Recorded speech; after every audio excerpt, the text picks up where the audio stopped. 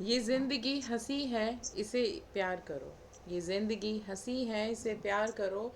है अभी रात तो सुबह का इंतज़ार करो। वो पल भी आएगा जिसकी ख्वाहिशें हैं तुम्हें। वो पल भी आएगा जिसकी ख्वाहिशें हैं तुम्हें। ईश्वर पर रखो भरोसा और वक्त पर एतबार करो। ईश्वर पर रखो भरोसा और वक्त पर एतबार करो। नमस्कार। साहित्यिक टॉक विद गरिमा में आप सभी का स्वागत है।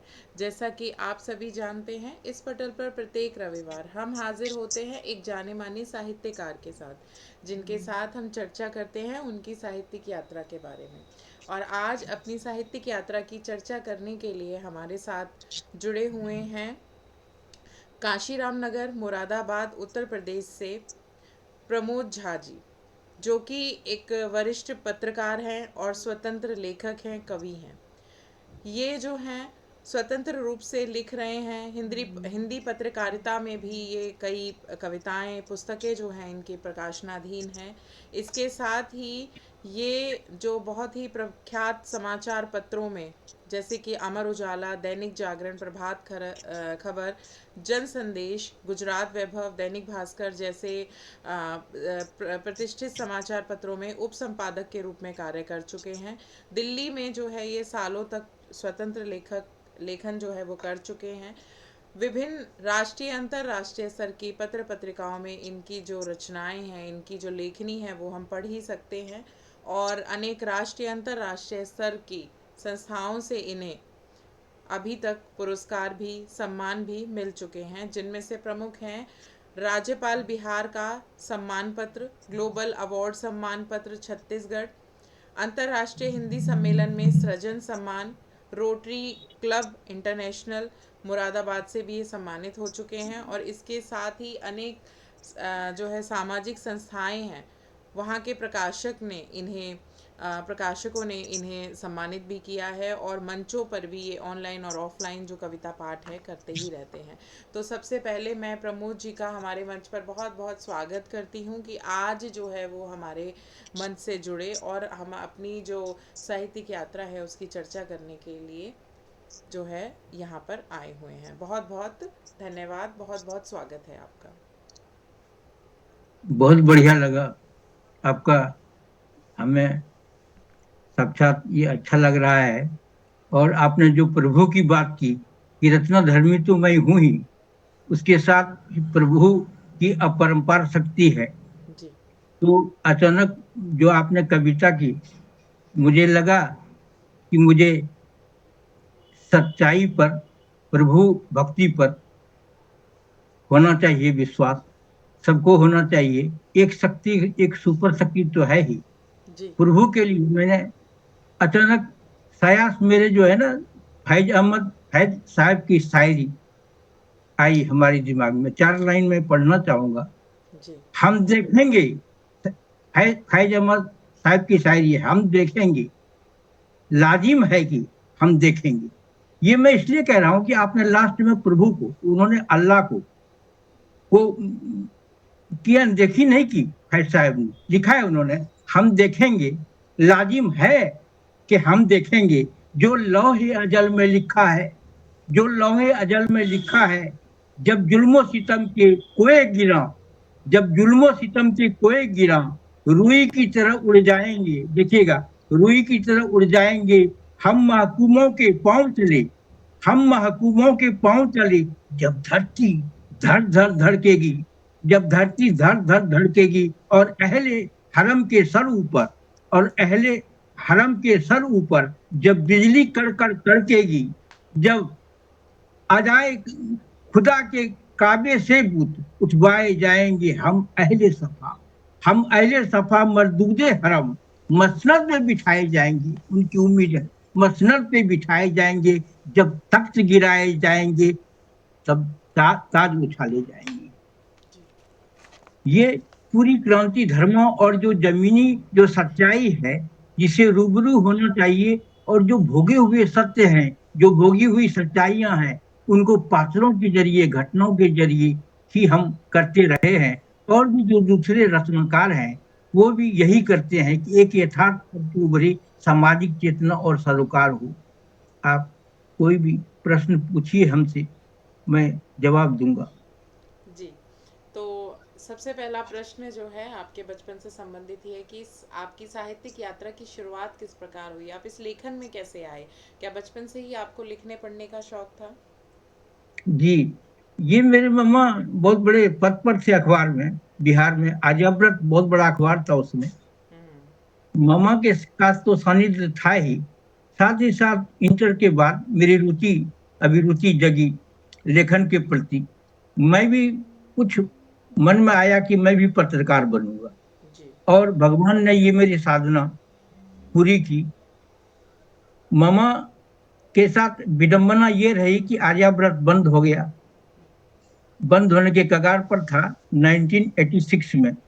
उसके बाद जो है, जब आर्याव्रत ही बंद हो गया तो एक जो मुझे आशा की किरण थी कि मैं इतने बड़े अखबार में मैं भी ज्वाइन कर सकता हूँ, मामा के चलते। लेकिन ऐसा नहीं हो पाया। मैंने खुद संघर्ष का रास्ता तलाश किया और धीरे धीरे हम बनारस आए। बनारस के बाद जो है बुलंदशहर आए। बुलंदशहर में उस दौर में 81 82 का दौर था, 19 का। तो उसमें हमने एक छोटे से अखबार को ज्वाइन किया। शिव कुमार शास्त्री हमारे संपादक थे, आज भी निकल रहा है वो अखबार, बरनदूत। तो धीरे धीरे एक अखबार को छोड़ा, फिर वहां पर हमारे मन के लायक नहीं मिला। हमारी जो रुचि है, जमीनी जो चीजें थी, जो हमारी गर्म पत्रकारिता थी, वो हमारी चलती रही। तो इसमें हमने कभी समझौता नहीं किया, प्रतिबद्धता के साथ। और एक ईमानदाराना और गैर जिम्मेदाराना हमारा भाव रहा। इसलिए हमको दुख भी झेलना पड़ा, और बहुत लोगों से हमारी झड़पें भी होती थी, लेकिन मैंने सत्य की पतवार हमेशा थामी, और पत्रकारिता से उन्मुख हुआ, और जो है इसमें ही आगे बढ़ते चले गए। बहुत सुंदर, बहुत अच्छी बात रही कि आपके प्रेरणा जो स्रोत हैं वो आपके परिवार में ही रहे। तो आपने पहली जो रचना थी वो कब लिखी, किस उम्र में लिखी? मैंने इंटर में के बाद मैंने जो है कविता नहीं, लेख टाइप का लिखता था। जी। और एक दो चीजों से प्रभावित हुआ। नाजिम हिकमत, फैज अहमद साहब, साहिर उद्यानवी का मैं बहुत बड़ा फैन बन गया। वाह। उनके कुछ गीतों को गुनगुनाया करता था। जी। तो अचानक मेरे दिमाग में प्रेम की जो बीज है, जो दूसरी चीजें है, इंटर में आ जाना चाहिए था, वो भी आया। लेकिन इसके साथ साथ मुझे लगा कि नहीं, मुझे कुछ और बड़ा सोचना चाहिए। है कि हमारे जितने भी भागलपुर में लिखने वाले हैं, वो वैसे ही हैं। आस्की और जो दूसरे चीजें हैं, इनमें मेरा ध्यान कभी नहीं गया। और मैंने सोचा कि जो दुख दुख हैं लोगों के, गरीबों के, जन जन के जो पीड़ाएं हैं, उनको मैं उकेलूं। मैंने लिखी थी। और उसके बाद ही मैंने लिखी एक चीज, जो कविता के शक्ल में नहीं, एक मिसरा बन पड़ा था। और भी मैंने उस दौर में कुछ इश्क पर भी लिखा था मैंने, अब जी। इतना मुझे याद नहीं। मैंने लिखा था एक मिसरा, तेरी तीरगी चिरने का ठेका है हम पर। सुनिएगा, तेरी तीरगी, अंधेरा, तेरी तीरगी चिरने का ठेका है हम पर। उजालों के करार पे दस्तखत किए हमने, उजालों के करार पर दस्तखत किए हमने। ये कहीं छपने के लिए नहीं भेजा था मैंने, और बाद में इसको मैंने पूरा भी नहीं किया, और आज भी ये अधूरा ही है। उसके बाद बहुत सारी चीजें आई, गजलें भी आई, और इसमें मैंने लिखने की कोताही नहीं की। तो मुख्य बात यह है कि हमारी जो सामाजिक धारा है, चेतना वाली, और जो प्रयोगधर्मिता है, वो अभी भी मौजूद है। बहुत सुंदर बात रही, आप इतना अच्छा जो लिखते हैं और आपकी पंक्तियों में बिल्कुल सच्चाई जो है वो नज़र आती है। तो आपके लेखन में जो है वो आपके परिवार का सहयोग किस प्रकार रहा, कितना सहयोग किया परिवार ने? शुरू शुरू शुरू में तो जो है मेरी पत्नी ही रही, धर्म पत्नी जी। अब उन्होंने जैसा कहा वैसा मैंने किया। उनको भी पता था कि ये इस लाइन को छोड़ नहीं सकते। जी। सही और ईमानदार बात बताओ। जी। जी। जी। जी। तो वो ये चाहते थे कि मैं कोई और जाऊं, क्योंकि मेरे संघर्ष से ये भी जो है ना परेशान होती थी। आज जी। इधर आज इधर राइटिंग करने के लिए। जब दिल्ली में हम लोग आ गए, तो दिल्ली में मैं थैला लटकाता था, डीटीसी बस में सफर करता था, और नौकरी थी नहीं मेरी। जी। तो 6-7 साल बड़ा मेरा संघर्ष जो है दिल्ली में जारी रहा, लेकिन मैंने हिम्मत नहीं हारी। और कभी विजय किशोर मानव जी के पास हिंदुस्तान चले गए, कभी धनंजय भाई साहब के पास चले गए कादम्बरी में बैठने के लिए, कुछ इधर लिखना, दिल्ली प्रेस के लिए लगातार लिखा। आजीविका का ये भी आधार था। कुछ कॉमर्शियल राइटिंग की, नूतन कहानियों के लिए लिखा, जी। मधुर कथाओं के लिए लिखा। जी। तो ये तो चलता ही रहा। पत्नी ने साथ दिया पूरा। जी। बहुत अच्छी बात रही कि आपके जीवन साथी जो है वो सहयोग जो करे, साथ दे, तो आगे बढ़ना बहुत आसान हो जाता है। तो आपने इस लेखन पत्रकारिता के साथ साथ, पत्रकारिता के साथ साथ आपने लेखन जो है वो किस प्रकार मैनेज किया? लेखन ये था कि मेरा उप संपादक का जो दायित्व होता है अखबार में खबरों का संपादन करना, हाँ। तो उसी में मैं जो है करता रहा। खबरें आती थी, उसको एडिट करता था, एडिट करके मैंने दे दिया। और साहित्य की तरफ मेरा कोई रुझान नहीं है, साहित्य में मैं शिशु हूँ। क्योंकि मैं एक्टिव जो हुआ, गरिमा जी, आप ईमानदारी की बात की है कि आप लोगों के संपर्क में जब आया मैं जी। लॉकडाउन के बाद, जी। तो उस समय, उससे पहले मैंने 17 से 2017 से मैं एक्टिव हुआ। कुछ रचनाएं मैंने की और मेरी किताबें आई। इससे पहले मैंने पत्रकारिता पर पुस्तक लिखी, और जो दूसरी चीजें हैं वो आई। तो आप आपका जितना करियर है साहित्य का, वैसा ही मेरा है। जी। और जो पहले मैंने लिखा वो पत्रकारिता की रही। जी। बहुत सुंदर, बहुत आज सुंदर। भी जगह है, अब मैं कम हूँ। ये समझ लीजिए। जी, जी, जी। बिल्कुल, बहुत सुंदर बात है। और इसके साथ ही आपने जो है पत्रकारिता से लेखन के लिए किस प्रकार प्रेरित हुए? एक ये लेखक ऐसा बनने हुआ के कि हमारा ये ट्रांसफर दैनिक जागरण वालों ने कर दिया छत्तीसगढ़, मैंने ज्वाइन नहीं किया। जी। उसके बाद मैं सालों बैठा रहा और जी। कुछ ना कुछ लिखता था। जी। कोई अखबार मिल गया, तो दैनिक भास्कर मिल गया, तो उसका मैंने संपादन करना शुरू किया जी। है। तो और लड़का मेरा बेटा न्यूज चैनल में चला गया। तो पापा, उन्होंने कहा कि पापा अब आप काम मत करो, अब मैं सक्षम हूँ, और आप जो करना है आप कीजिए, साहित्य जो भी आपको करना हो। तो 1920 2017 के बाद में एक्टिव हुआ, जी। लिखने लगा था। और किताब के लिए भी राइटिंग करी। मेरी शब्दमान कविताएं पिछले साल आई। वो पूरी की पूरी जो शब्दमान कविताएं हैं, वो पूरी की पूरी सिस्टम सामाजिक विसंगतियों के खिलाफ है, जी। और आज भी वो है जारी। बहुत सुंदर बात है। और इसके साथ ही अगला जो प्रश्न है उसकी ओर बढ़ते हैं। लेखन के साथ साथ आप और क्या-क्या करना पसंद करते हैं? लेखन के अलावा जो है कुछ अभी उम्र का भी तकाजा है, और कुछ अध्यात्म का जुड़ाव भी आत्यंतिक होना चाहिए। जी। अब मैंने पत्नी के बारे में सोचा कि मेरी माँ तो अब रही नहीं, तो पत्नी को कहीं घुमाओ फिराओ। तो मथुरा हम लोग गए थे, भ्रमण का कुछ शौक जगह। जी। तो बनारस भी गए, हम पिछले साल बनारस गए थे। हुँ। और इससे पहले मथुरा वृंदावन होके आए, वहां पर 10 दिन होली वहीं मनाई बरतौने में। जी। तो अब मैं सोच रहा हूँ कि भ्रमण का जो होगा अब नासिक होगा, और जो दूसरे लक्षित हैं, तो ये है कि अब जो जगह जगह मुझे सम्मान मिलता है वो मुंबई का है। उसके बाद फिर वो जो परिहार जी हैं वो करवाएंगे, उसमें भी हमको बुलाएंगे।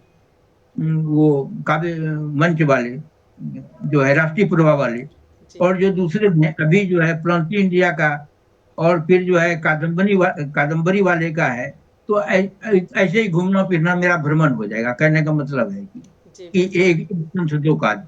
बहुत सुंदर, बहुत सुंदर बात है। और अच्छी बात है कि आप अपने जीवन साथी को समय देना चाहते हैं, घूमने-फिरने को समय देना चाहते हैं।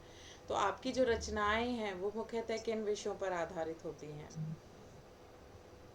आप जो भी लिखते हैं? मैंने आपको कहा ना कि मैंने सामाजिक जो विसंगतियां हैं, जो विद्रूपताएं हैं, लॉकडाउन में मैंने जितने राजनीतिक पोस्ट हैं, उसमें मेरा मोस्ट रेलेवेंट में क्यों गया।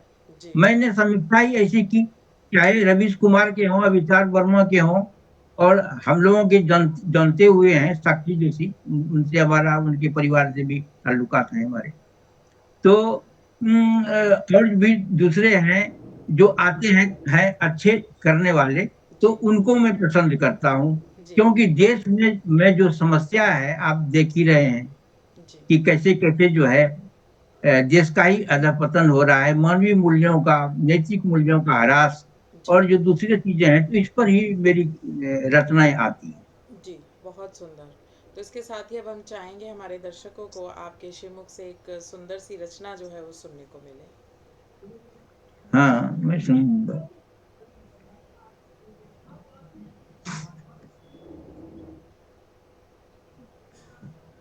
मैंने लिखा था 2 साल पहले, सरकार योनि में फंसे हुए धुंधकारी। ये धुंधकारी का गरिमानी चरित्र है, श्रीमद् भागवत में एक बुरा पात्र है धुंधकारी। इनके एक भाई है गोकर्ण, वो बहुत बड़ा पुण्यात्मा, लेकिन ये लंपट। तो इस पर मैंने जो है एक रचना की थी, सरकार योनि में फंसे हुए धुंधकारी। प्रवचनकार ने सुनाया भागवत कथा के अंतर्गत धुंधकारी प्रसंग। बड़ा दुष्ट, दुष्कर्मी और लंपट था धुंधकारी, अपना घर ही बर्बाद कर डाला। पीछे से किसी समझदार भक्त ने तंज कसा, पंडित जी, आज के धुंधकारी देश बेच रहे हैं, इस अंधेर दौर के धुंधकारियों की हम में हाँ मिलाई, घर पर बुलाकर कीजिए मान सम्मान।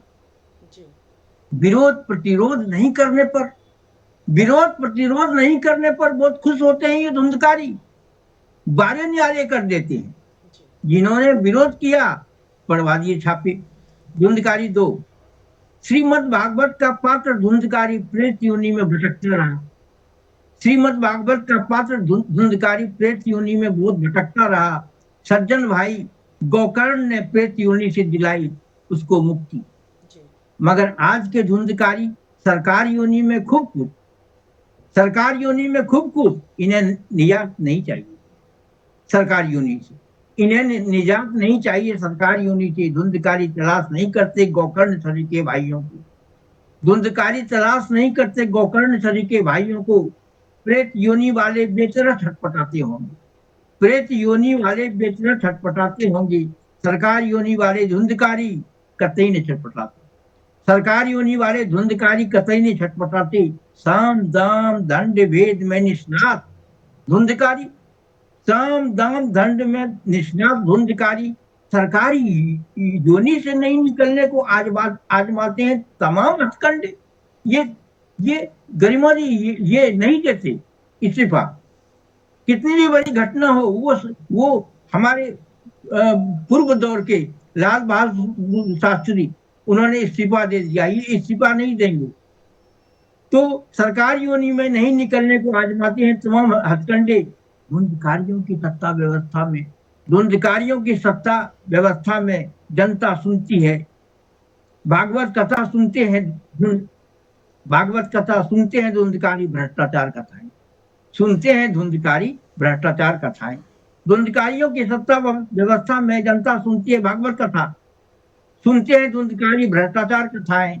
बरसाती ओलों सरीखी, बरसाती ओलों सरीखों घपलों की बौछार मनोबल बढ़ाती है धुंधकारियों की, मनोबल बढ़ाती है धुंधकारियों की। बाखूबी जानते हैं, बाखूबी जानते हैं धुंधकारी कि साजिशों भरी योजनाओं के खिलाफ सर उठाने वालों का सर कैसे कुचला जाए, सर उठाने वालों का सर कैसे कुचला जाए। इन जिंदा प्रतिरोधियों को, इन जिंदा प्रतिरोधियों को जेलों में डलवाया जाए, या रातों रात रात एनकाउंटर में मरवा दिया जाए।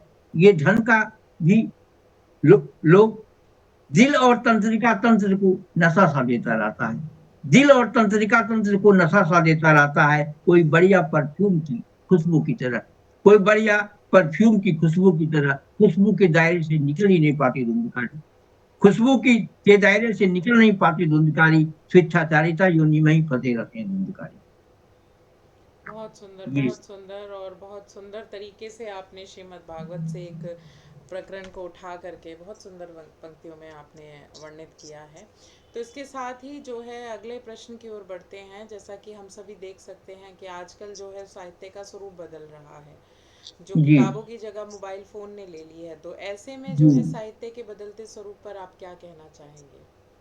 अभी कल मैंने एक जो है कोई बढ़िया पोस्ट था, उन्होंने कुछ तर्कसंगत बातें की, तो मैंने उसमें जो समीक्षा 2 लाइन की, उसमें मैंने लिखा है कि हर साल टनों साहित्य का कचरा, टनों साहित्य का कचरा पुस्तकों के जरिए ऐसे ही निकल जाता है।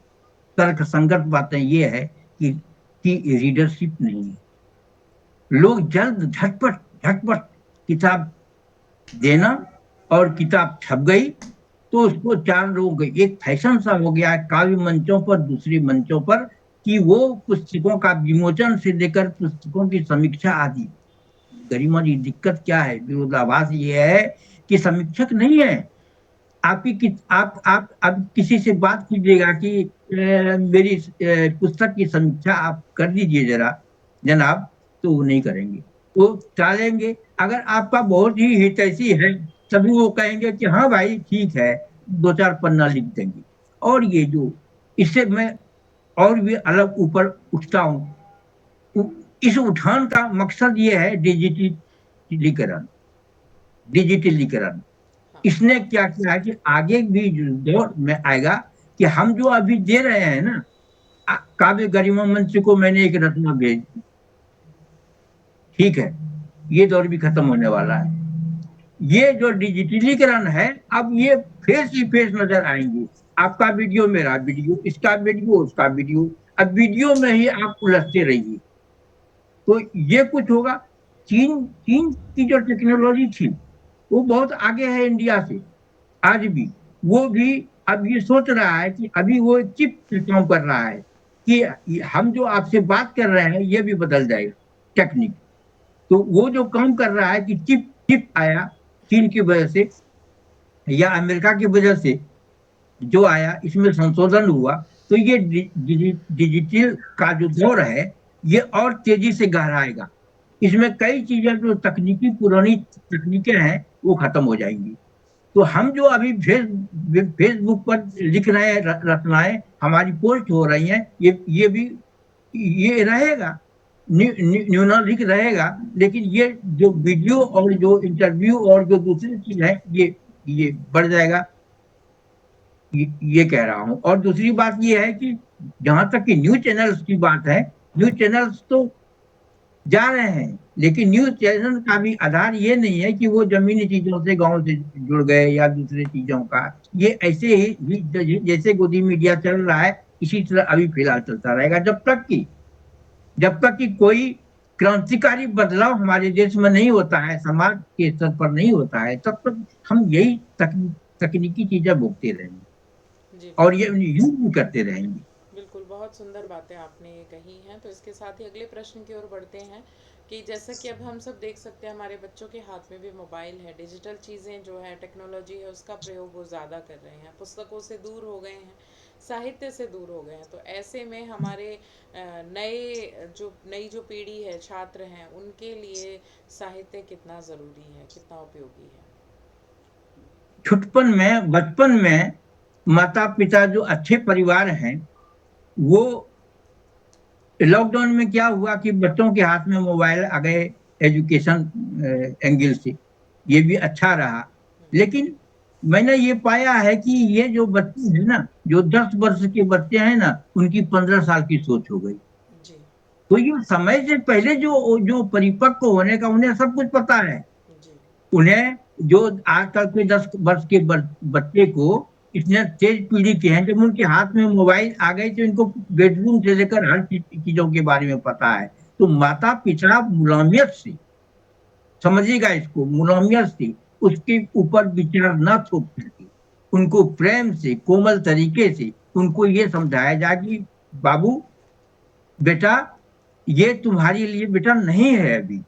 अभी तुम जो है सिर्फ ये देखो कि यहाँ से लेकर यहाँ तक टास्क कर लो, यहाँ से लेकर वहां तक वो हो। तो ये बच्चों के साथ भी बच्चा बनना पड़ेगा, उनका मित्र बन के, उनका दोस्त बन के उनको बताना होगा कि क्या अच्छा है और क्या बुरा है। अभी मेरी इसी तरह एक आर्टिकल थी, बड़ी मैगजीन में छपी।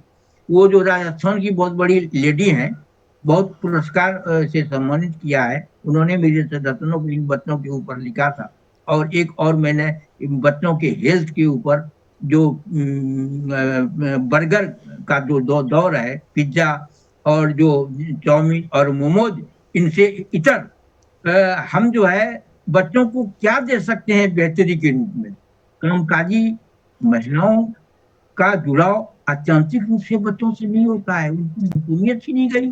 साथ उनके पास जो है जो मियाँ बीबी हैं वो भी बच्चों को उतना समय नहीं पाते ग्रेटर नोएडा में, और जो है नोएडा में और आपके गुड़गांव में, ऐसी मेट्रो सिटी में जो बच्चों का होना चाहिए वो होना चाहिए कि उनमें जो स्नेह है उनकी मात्रा हो, जो बच्चों को उन चीजों से हटाया जाए जो उनके करियर के लिए ठीक नहीं है, उनको जो है वो समझाया जाए और समय से पहले उसको जवान न कर दिया जाए, ये कह रहा हूँ। बिल्कुल, बहुत सुंदर बातें आपने कही हैं। और अब हम अगला प्रश्न जो है हमारे नए लेखकों के से संबंधित पूछना चाहेंगे कि आजकल जो लेखन है वो बहुत मुश्किल नहीं रह गया है, प्रकाशन उतना मुश्किल नहीं रह गया है, और आजकल डिजिटल चोरी, साहित्यिक चोरी जिसे हम कह सकते हैं, बहुत हो रही है। किसी भी साहित्यकार की रचना जो है उसे अगर आप अपने नाम से प्रकाशित भी कर सकते हैं, और दो चार साहित्यकारों की रचनाएं जो है वो ले करके कट कॉपी पेस्ट करें और अपने नाम से एक नई रचना जो है प्रकाशित करा लेते हैं। तो ऐसे में हमारे नए लेखकों के लिए आप क्या सुझाव देना चाहेंगे? ये गरिमा जी आपने अच्छा प्रश्न किया है, मैंने भी देखा है फेसबुक पर। तो ये बदचलनी है, जिन्हें अपनी योग्यता नहीं है, जिनकी योग्यता नहीं है, जो अयोग्य हैं, तो वो शॉर्टकट अपनाते हैं।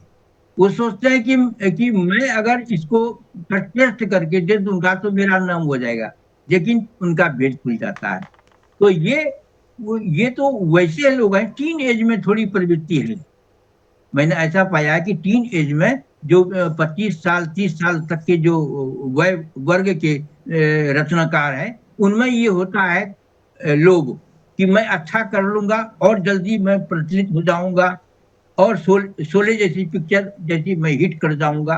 तो ऐसा ऐसा संभव नहीं है, उनका भेद खुल ही जाता है। और ये जो जो कुप्रवृत्ति ही कहिए कि ये दुष्प्रवृत्ति जो है ना औरों में भी समाये, कि बड़े में भी ऐसा नहीं है कि बड़े बड़े में बड़े ये करते हैं कि मैंने पाया है कि वो जो है ना छायावास कर लेते हैं। जैसे गरिमा जी का छायावास है, उन्होंने उन्होंने किसी जंगल के प्रतियुक्त प्रतीक युक्त एक जंगल पर अच्छी कविता है, अगर मान लीजिए आपकी, तो उन्होंने जंगल को तो ले लिया है, अब कुछ चीजें बदल दी। ये अधेड़ वह के और जो दूसरे हैं उनमें ये प्रवृत्ति है, ये नहीं होनी चाहिए। स्वरचना, स्व मर्यादा, स्व अस्मिता, स्व प्रभावोत्पादकता। तो ये जो स्व प्रभाव वाली बात है कि अपना योग और अपने पर ही गर्व होना चाहिए। और जो भी लिख रहे हैं, जैसे आपने छोटे को कहा, तो बात ये है कि मैंने कई पाया है कि अभी महादेवी वर्मा जो छायावाद काल के लोग रहे, प्रेमचंद निराला, उसी से भी मुक्ति नहीं हुई है। अरे भाई, जो नई प्रतिभाएं हैं उनको तो दीजिए, इनके बारे में तो अनेकानेक पुस्तकें प्रकाशित हो चुकी है। महादेवी वर्मा का मजा डाले। महादेवी वर्मा बहुत कद्दावर हैं, उनका मैं सम्मान करता हूँ। उन्होंने पूरा जो है दुखवाद को आत्यंतिक रूप से महिमामंडित किया। सुमित्रानंदन पंत ने प्रकृति का वितरण खड़ा किया। तो ये जितने भी हैं ये हैं, लेकिन जो नई प्रतिभाएं हैं वही जो है गा बजा करके दे रहे हैं। मंगलेश डबराल की कविताएं, केदारनाथ की कविताएं, वो जो है कुमार नारायण की कविताएं अभी इसी में चल रहा है। और जो दूसरा जो नौवां दशक 10वां दशक, इसकी समीक्षा कब करोगे? और जो फेसबुक पर अच्छे लिखने वाले हैं, इनकी समीक्षा का एक बहुत बड़ा संकट है, इनके पास समीक्षा नाम की चीज ही नहीं है ना। अब जितनी भी हजारों रचनाएं आती हैं, अब इनमें से कौन क्या कर रहा है नहीं कर रहा है, कोई पुस्तक कर रहा है, कोई विमोचन कर रहा है, कोई कुछ कर रहा है, इनके एक्चुअल में गरिमा जी समीक्षक नहीं है। जो बड़े साहित्यकार हैं वे सोए हुए हैं, एक उदासीनता की परत जमी हुई है। मैंने कई कविताएं इस पर मैंने लिखी कि इन साहित्यकारों के बारे में भी कि ये जब इतने बड़े देश में जब विसंगतियां हैं, तानाशाही है और जो दूसरी चीजें हैं, इनके खिलाफ सड़कों पर आ नहीं सकते हैं। साहित्यकार का जो दायित्व होता है वो पूर्ति नहीं होता है। और छोटे भी जो है, जहां तक कि छोटे की बात है, ये रचना धर्मिता को आगे बढ़ाएं, अपने जरिए से, साहित्य के जरिए से, फेसबुक के जरिए से अपना आगे बढ़ाएं। लेकिन जो देश में जो आग लगी हुई है, इसके खिलाफ भी एक जाग, एक अलग जगना चाहिए, है ना? मेरा ये कहना, बिल्कुल, वो बहुत अपनी सुंदर बात प्रतिभा आपने को आगे बढ़ाएं। बहुत सुंदर बात आपने कही है। और अगला जो प्रश्न है आपकी साहित्यिक यात्रा से संबंधित ही मैं पूछना चाहूँगी।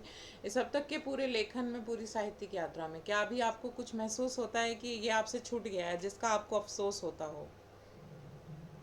अब ये है ना कि रोज का खाना है, रोज जो एक उम्मीद, सूरज की किरणों का, आपकी रचना मैंने देख ली, हम हमें उत्साह वर्धन हुआ। दूसरे की रचना देख ली, उत्साह वर्धन हुआ, नहीं भाई इसमें जो है।